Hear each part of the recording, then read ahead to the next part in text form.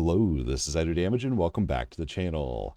In this Dragonkin the Banished video, I want to talk to you about city upgrades and which upgrades I think you should prioritize first.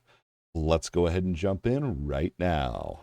In Dragonkin the Banished, you can upgrade your city. You can level up your city, and each level up you get one upgrade point to spend.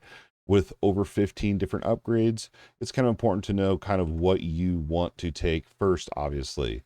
I've made several mistakes, and I'm hoping that I can save you time and hopefully help you play Dragonkin a little bit more efficiently. Again, the priority at which you upgrade your city is subjective, but this is how I would do it if I were to level up my city all over again. Went ahead and jumped into the game here. I just wanted to show you this. You have your city XP meter right here, and the quickest way that I have found to level up your city is by collecting these chalices that you can find in each zone. Mine is currently bugged out and it says I don't have any chalices. This is in fact false. I think I've found most of them. But yeah, you're going to go through these zones and they're little white orbs that you're going to interact with. And there's, 5 in each zone. They're hidden. They're honestly a lot of work to try to find, but that's the best way to level up your city. You can also level up your city through just simply playing the game, although it's very, very slow. Those chalices are a great boost. Now let's go ahead and talk about what your priority system should be from my perspective. If you want to pause it, screenshot it, copy this, whatever, use this, go for it. But I want to go ahead and break down each step along the way and why I think it should be this priority. There's some other special things that I want to note as we go along here. So let's go ahead and talk about it. The very first city upgrade I would take is bonus experience. This is found in your training camp, and this also is going to unlock actual training dummies that you can go to test out different abilities and skills and see how they all work.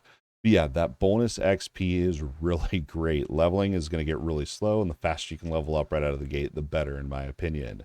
After that, we're going to swing over here to unlocking your grid. When you very first start off your grid, you're not going to have very much space. In fact, there's going to be 4 grid nodes. I think they're like right here and right here that are blocked off, and you unlock those through your city upgrades.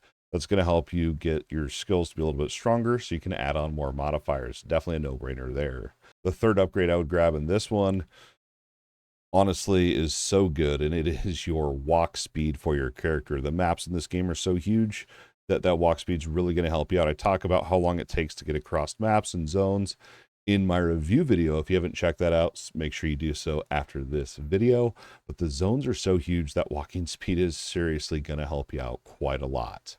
The fourth upgrade I would take here is fortification. This is going to give you attribute points to use on your character. Now, attribute points are very powerful. They're not just simply attack, armor, blah, blah, blah.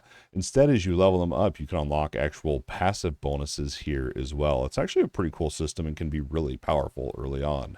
Number 5 is going to be the jailer. This is going to be for your wormling experience. You can see I haven't invested into it, and again, I regret that deeply. I wish I would have invested into it sooner, because the higher level your city becomes, the longer it takes to level up. But this is going to make it so your wormlings level up quicker, which is really powerful, because every time they level up, you get points to spend into a similar system that we just looked at with our attributes, but kind of for your wormling. Same type of thing over here.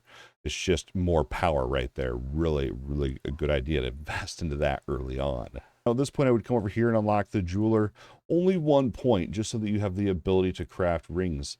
Now, we don't want to upgrade the jeweler further, because rare, and then eventually legendary and mythical, the materials you need to craft even just a rare ring are just insane and really not very good early on. In fact, I would probably save these for the last, but we'll get to that here a little bit later in the video. Same thing down here. After that, I'd come down here to be able to unlock the ability to craft potions. And perhaps you want to do this a little bit sooner, but that bonus XP and walking speed and stuff is going to be really powerful out of the gate. But you want to make sure you can at least craft the potions, and then same with the rarity with the rings. The materials are just insane. And part of the reason the materials are insane is just because some of the biomes aren't in the game, so you can't actually target farm them as effectively. Well, once you've unlocked the ability to craft your ring and your potion, I would come up here and grab max HP for all characters. I'm a huge fan of maximum HP, just so that you're dying less. Number 9, I think we're on, is over here at the Abbey. This is going to boost the attributes of all of your characters. This one's just a nice little base amount of attributes. It helps out. After that, we're on to number 10. I believe this is the Heroic Monument, and this is going to boost damage reduction for all characters by 5. 5 damage reductions, not massive, but I just take it because, why not, right? Let's grab all the little buffs and bonuses that we can get. After that, I come over here and invest into the Artisans Guild. And again, I haven't put points into these, so maybe once I have, these would bump up higher in priority. Basically, this is going to allow you to craft new stats on your ring that you otherwise wouldn't have access to. And then same thing with down here with your potions, you can kind of do the same thing. So these two, maybe you want to bump up higher in your priority, but for me, with the crafting materials being so high, I'm just kind of like meh about it, honestly. On to number 13, and we're kind of getting to the tail end here, so this is going to be gold earned. I haven't really found a gold sink yet in the game. Perhaps when we can get more materials and spam craft rings for better rolls on them, that'd be a good gold sink. But yeah, this would be where I would go next. Once you pick that up, you can go ahead here and invest into the Dark Merchant, which is going to give you more gold from sales. And it's also going to unlock rare items for purchase. Again, I haven't found a big gold sink, and rares aren't that valuable maybe early on, but I feel like you're going to benefit more from bonus XP, so you can just level up and get to higher rarities even sooner. Number 15 here, almost the very last one. This is the Ornamentalist, and this is going to be when you find mythical armor, which you have to be character level 45 for mythical items to even be able to drop. And even at that, they're pretty rare in my experience. So that's why I saved this one for last.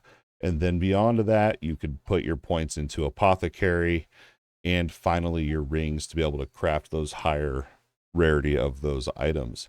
And that's the priority system that I would go with in Dragonkin the Banished City upgrades. And that's going to wrap it up for this Dragonkin the Banished City upgrade priority video. Hopefully this video was useful and or entertaining. If so, don't forget that like button and subscribe to the channel if you think I've earned it. Please consider becoming a YouTube channel member today and unlock some fun perks such as behind the scenes, early access to videos and release a whole big batch, bloopers that I find while editing, and I'm also experimenting with a Beard Chat podcast that I'm kind of doing that is member exclusive. So join us over on the YouTube channel member page and become a member today. The support means the world to the family and I. But don't forget, your view alone means the absolute world. As always, thanks for watching, and we'll see you in the next video.